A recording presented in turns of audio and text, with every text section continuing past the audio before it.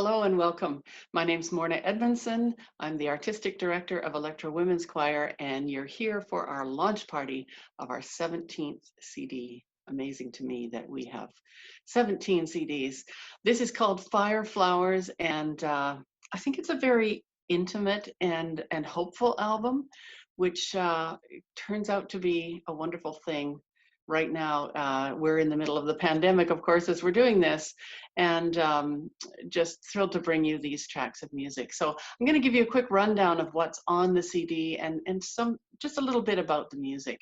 So the first track is called Lilium, Interspinas. It's from the 16th century, and it's the composer was not known at the time, but it's believed that it's a woman named Eleonora d'Este. Beautiful Renaissance polyphony, parts weaving in and out of one another. Next is Terre Neuve by Marie-Claire Saint-Don, and you're going to meet her shortly to talk about her piece. Beautiful, visceral piece about Newfoundland. Next is a very intimate piece called Tutamerian by Sheldon Rose. Sheldon is a musician in Toronto, very, very attuned to choral music because he plays for the Hamilton Children's Choir, among other things. And his music is always very, very sensitive to the text. And this is a beautiful, a humble love song to someone named Tutamerian. Next is a piece from Estonia, Musica, which is just about the wonder of music itself. How can this thing exist, which is such a mystery to us out there in the cosmos. Next, a track by Stephen Smith, who is our pianist. This is called So Hallowed Is That Time. It's a Shakespeare text, and it's about, it's from Hamlet, the opening scene, describing the night of Christ's birth and how the bird is singing through the night. So Stephen, with his fascination with birds, has bird sounds in the cello and the violin and the piano, and then the choir is singing over top Shakespeare's words. And the violinist on this is Joan Blackman, and the cellist is Rebecca Wenham. So it's great to be able to collaborate with those musicians on something like this. Next comes a piece called Voices of the Universe by Nicholas Ryan Kelly. Nicholas lives in Penticton, fantastic composer, and this again is about music. It's very robust, and it just says, bring it on. All the styles of music, I want it all. I will take them all. Then another quite powerful piece called Sequilos by Joanne Metcalf, who lives in Wisconsin. And this takes an ancient Greek text on the Sequilos, which is a stone tablet, and it's basically saying, seize the day. Grab onto what you have because time is fleeting. We follow that with another piece by Marie-Claire Saint-Don called Turlute, and she's going to come on and describe that piece to you in a few minutes.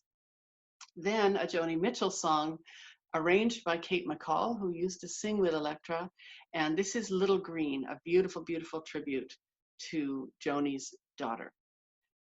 Then the last two tracks on the album are Fire Flowers by Don McDonald, and we're going to be welcoming Don in a minute to talk about that piece, the title track. And then Spring Shall Bloom is just a beautiful, beautiful piece with piano by Susan Labar, American composer. The text is by Christina Rossetti, and it's talking about end of life and being okay with where you are, with what you've done. It's enough. And it says, it is over, it is finished. And that's the way we finish this CD. So thank you for being with us. We're going to meet some composers. We're going to hear from some of our singers. Welcome. At this point, I want to welcome one of our composers to this launch party, and that is Don McDonald, who lives in Nelson, BC. He composes music in many genres, including for film. Don, welcome. It's so great to have you here. Why don't you start by just telling us a little bit about yourself and your music? Sure, happy to be here. I've dabbled in all kinds of writing and performing. I come at music both as a vocalist, but also as a violinist. I play gypsy jazz on violin. I play jazz saxophone. I went through university on both violin and saxophone, and voice has just been a big part of my life. And ever since university, where I was in a chamber singers group, it's been something that interested me, and I'm just a lover of fine poetry and to be able to set fine poetry to music is just such an honor. And I love also kind of uh, bringing these poems that are maybe in some ways uh, underappreciated, kind of a new life. And to me, that's the really exciting thing. And I feel Absolutely. Yeah. very lucky to do so. Yeah, great. So Fire Flowers is one movement, and this is the title track of our CD. It's one movement of a larger suite. And I'll just tell a little bit of the backstory here. We had already planned a concert called Fire Flowers a few years ago. And kind of early in the day, maybe 6 months before the concert, Don happened to email me this piece of music, and so we didn't have room to put the whole suite into the concert. But I did take this one movement, which we absolutely love, and it's so beautiful. So tell us a little bit about the background of writing that suite, who you wrote it for, and the poem, which is just so stunning. Yeah, it really is. Like all of these poems written by Emily Pauline Johnson, they're just incredibly evocative. And so I went through every poem that she's ever written, or any of the poems that were published, and found seven of them that I just loved, and all of them um, had really a very dramatic story to tell. And this one is such a message of hope. It also has in it the Fire Flowers poem itself has the underpinnings of it are this image of fireflowers making their way out of the earth, and kind of a sense of hope. And just the image of something rising out of the earth is something that for me as a composer, it's interesting to think of that image right away, and that I can use it in how the choir develops its motifs, and how the harmony um, is um, is brought to the listener. And you wrote these for Jennifer Moyer and her Yeah, choir? yeah. Jennifer Moyer, who's the was the conductor. She's now not, I think, as of about a year ago, not teaching at the University of Western Ontario, but Right. that's where she was the director there, and had been for many years. And she directs a fantastic group, or directed a fantastic group called Les Choristes. And so they premiered the pieces, all seven of them, and it was really just they're a fantastic choir. So it was thrilling to have them do it, as it's thrilling to have you guys, and it's such an Oh, honor to have you have it on the it's CD. it's it is our pleasure. And this is, for people that aren't on the inside of the whole process of commissioning and premiering works and everything, this relationship is so important to us, and it's a big part of what makes it exciting, and to be constantly finding composers and great texts, and making new things come to life. I absolutely love that. I think it's my favorite part of my job. Yeah. So thank you very much for this piece. The timing of you sending it to me was unbelievable, and now I'm so proud that it's the title track of this new CD, and such a hopeful piece in this time where we need hope. So thank you, Don. Yeah, can't wait to hear it.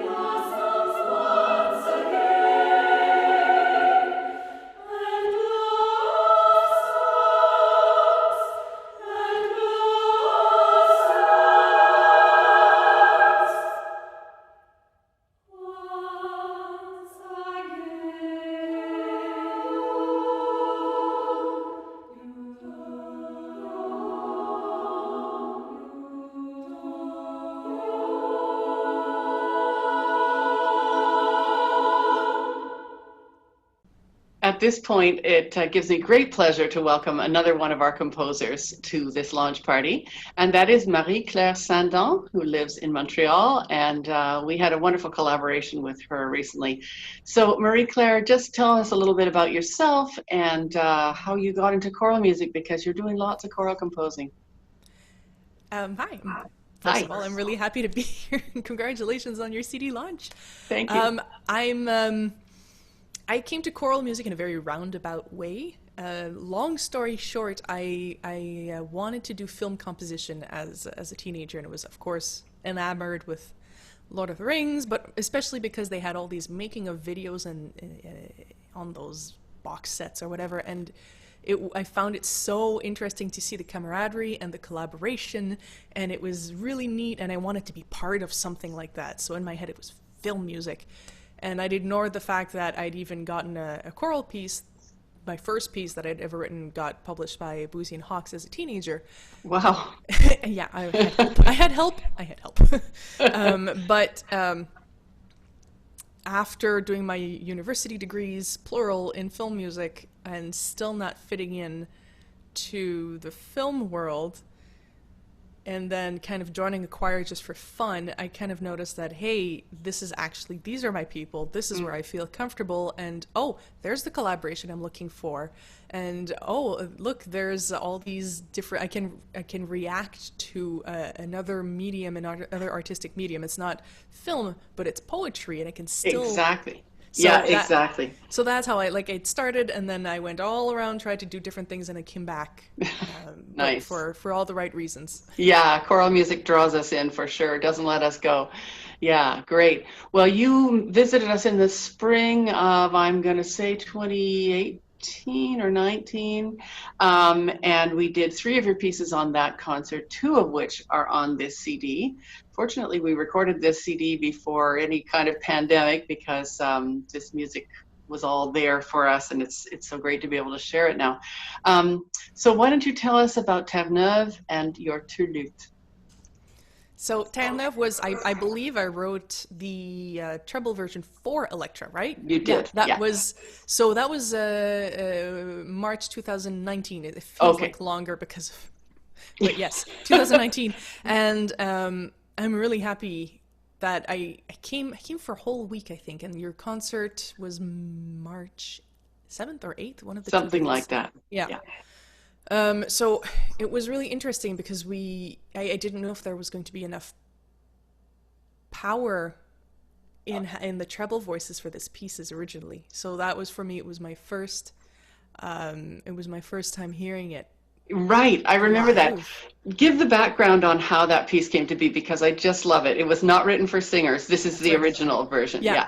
Yeah. So the original version was written for the National Youth Orchestra, so not choir, but orchestra. And they were touring in 2018, and they were touring Germany and Scotland that year. In any case, Mitchell Pady, who was the choral conductor over there, or he was supposed to teach the kids how to sing together, because it's part of their training to sing together, which is great. Amazing. Usually these groups, they would do motets, or definitely like old Renaissance music that is royalty free and stuff like that. And Mitchell was the first one to come in and say, it'd be kind of fun to, like, I don't know, commission Canadians and do their music instead. And the orchestra really loved it, and they definitely felt like they connected more. So this piece is about Terre-Neuve. So Terre-Neuve not being a new earth, but literally it is about the province of Newfoundland. And the poem I found is by an Acadian poet called Annick Bishop Perrault, who now lives in BC, actually. Oh, great. Yep. And she, it's a great poem that's just it's short, it's very raw about the geology of Newfoundland. But if you don't know that we have a province called Newfoundland, if you're somebody from another country hearing or reading this poem and hearing the piece, you'd be like, oh, it's about a new craggy, awesome earth world and everything. So, yeah, it's about Newfoundland. Yeah. So that's what it is. Yeah, it's great. So the orchestra did it as an encore, I believe, right? Yeah, right? That's it. They stood up from their chairs with their cellos in their hands and their flutes in their hands and sang this fantastic a cappella piece, which is so musically powerful. It's just so great. It's kind of open and it just throws itself at the listener. I absolutely love it. Yeah. So you had rewritten that, and that had its premiere at our concert. Yeah. And what about Turlut? Turlut was commissioned by Adlesia. So Adlesia is the choir for whom I am composer in residence, and also kind of where I'm kind of growing as a musician, and they are too. It's a fairly young group, and they've asked me, hey, can you write a French Canadian mouth reel? And in my head, there's a lot of French Canadian music out there that is mostly traditional music. And I, for one, long to find modern choral music that is set to texts, French texts that is not necessarily traditional music. So when I got that request, I went, oh no. And yet I wrote it and went, oh, this is fun. Yeah. And so it's basically so a mouth reel is kind of like, for those of you who are familiar with jazz, so it's jazz scat, for example. So it's syllables that are very musical but are nonsensical, and the same thing happens in mouth reels. And it's basically to replace any instrument that would have been playing at a party, at a dance party, at a New Year's party, anything. And if the musicians were tired and needed a break, then somebody would jump in and sing the reel instead of playing it on a fiddle or something, and to accompany that they would stomp their feet very often. So I included that in Turlut. And yes, and you had a coaching session with our singers about how to do the stomping. I just saw a video recently where the chairs were set up in the concert with cushions on them, because you had to be at a certain height to be able to stomp on these boards. Yeah, it was really fun. I was going to mention that, because ever since then, every group that I see, I tell them, make sure your chairs are boosted up, because if you're at even a 90-degree angle with your knees, you're going to be lifting your quads and you'll be exhausted, which we were. I remember stomping with the singers at the concert, actually. Did. Oh my gosh. Yeah, it was a huge workout. Yeah. Anyway, that's really a fun piece, and I just love having met you and being part of your life, and you being part of our life. And I'm just thrilled that we have these 2 tracks on this new CD. So thank you very much.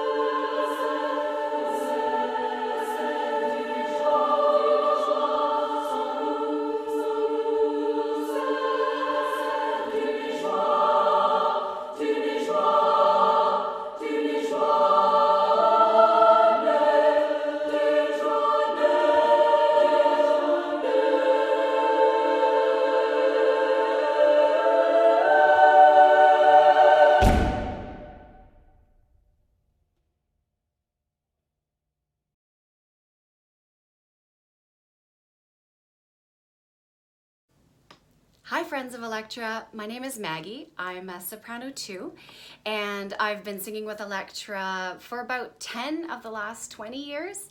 I've also had the pleasure of working for Elektra. I did a little stint as interim general manager way back, and more recently as the project coordinator for our 3-year Celebrating Women's Composers project. And I get to share with you some thoughts about Sicut Lilium. The text for this piece, which comes from the Song of Solomon, is really special to me personally. Back in music school, the only piece I ever composed for choir was on the English translation of this text. And at the time, I had the pleasure of having Morna direct a youth choir at my wedding in my piece. So whenever I get to be a part of a musical setting of this poetry, it really tugs at my heartstrings and is quite special. And this piece really lent itself to an alternate standing formation. Normally in a choir, we stand in our towers of power is what we fondly call them, the soprano 1s, 2s, and alto 1s and 2s. And if you've ever been to an Elektra concert, you know what I mean. And you also understand that there is a bit of a separation between choir and audience because of the physical distance between where we are. And I'm in the back row, so there's also this security blanket of all the voices in front of me. But when you have to step out into a different standing arrangement, you have to step out in trust and in faith that your own technique and vocal musicality is going to be strong. We have to trust that the rehearsal process of the last weeks and months really did its job. We have to trust each other because some singers are right next to you, but other singers are very, very far away on the other side of the venue. And we have to trust the venue because being so far away, the voices still have to blend together into something beautiful. And we have to trust that the venue is built to do that. And we have to trust Morna, of course, who can only look in one direction at once. And so our laser focus on her is very important.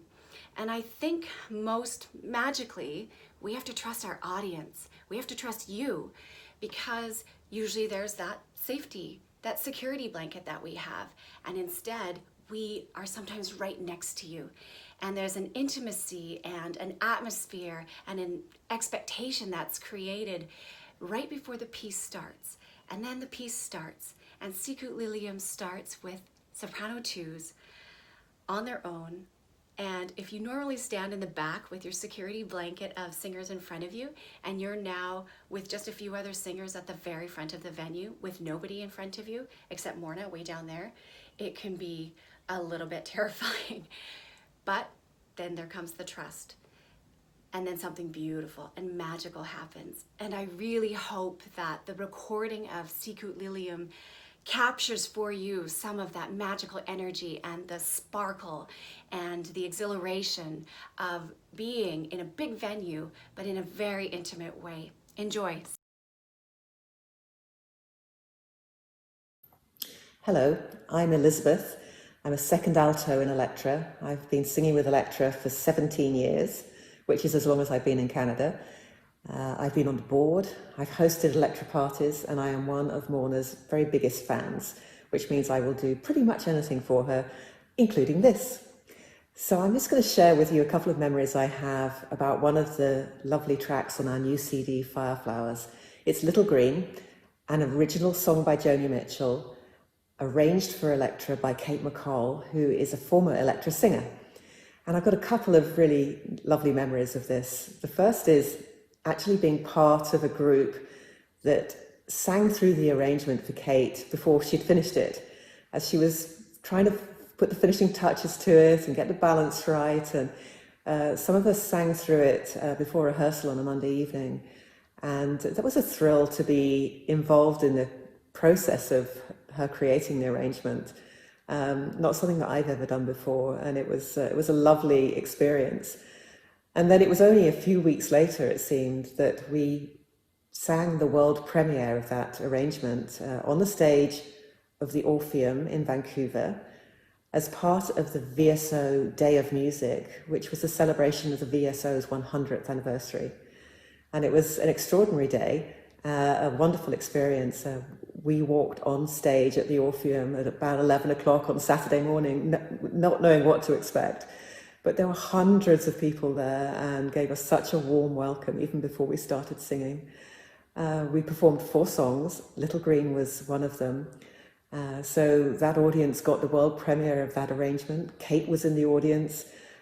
She was thrilled, and it was just a lovely audience to sing to, so many of whom had probably never heard Elektra sing before. So it was just a lovely experience, and I really hope you enjoy listening to Little Green on our CD, Fireflowers. Thank you.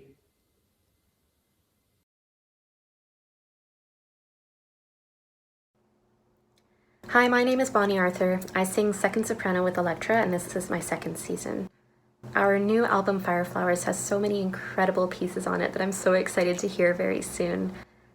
Voices of the Universe is one that we sang for the first time in our reading session for new compositions in October of 2018. This was only a few weeks into my first season with Elektra, and I was really excited and curious about what that was going to be like. My background is in music. I studied voice for my bachelor's degree, but my major was actually in theory and composition. And as a composer, having read-through and feedback sessions like these were so incredible, especially with ensembles, because it was the first time that you really got to hear the music the way that you intended. As a choral singer as well, I was still so new to Elektra. I knew it was a group of incredible musicians, but the nuance and the musicality that came from sight reading brand new modern pieces was incredible. It was such an inspiring session. And this piece in particular, I've loved it from the get-go. It's 100% my jam. It's modern but accessible. I love the interplay of the text and the music to create that incredible imagery. And it's a complicated sing. I approached Nicholas after our concert, I Am in Need of Music, to tell him I was a big fan of the piece. It was one of my favorites from that season, and he thanked me and then sheepishly went, "I'm guessing you're not a first soprano." And I laughed because it's not only complicated, it is high. And I assured him that the first sopranos loved it just as much as I did. The last piece that we're going to play today from our CD is called Spring Shall Bloom by Susan Labar, and this is just an absolutely beautiful and uplifting piece. It's one of our favorites. I know Stephen Smith loves to play this, and you can hear that in his expressive playing on this recording. Spring Shall Bloom.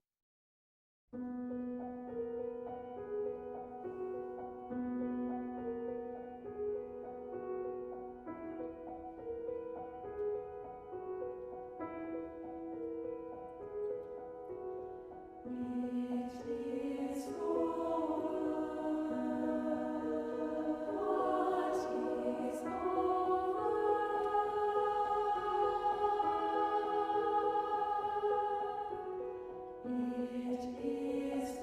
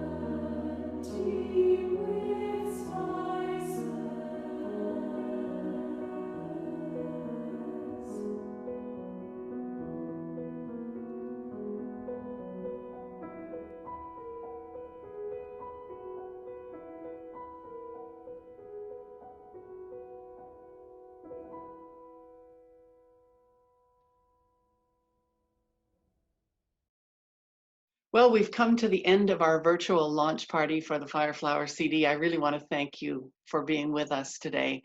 I also want to thank all of our singers, our guest performers, the composers, some of whom you've met, Don Harder and Grant Rowledge, who are always part of our recording team behind the scenes. We're very proud of Fireflowers, and we hope that you will enjoy it. I also want to let you know how you can get it. So this is available on all the streaming services and for download on iTunes or wherever you get your music. And if you need to a direction to those things, just go to the Elektra website. That's elektra.ca. And you'll also find there a beautiful booklet done by Shannon Lithgow with all the texts and translations, and just to give you the full experience of a CD. So thank you again for joining us. It's been great to have you. We can't wait to sing in person for you again someday soon. Thank you.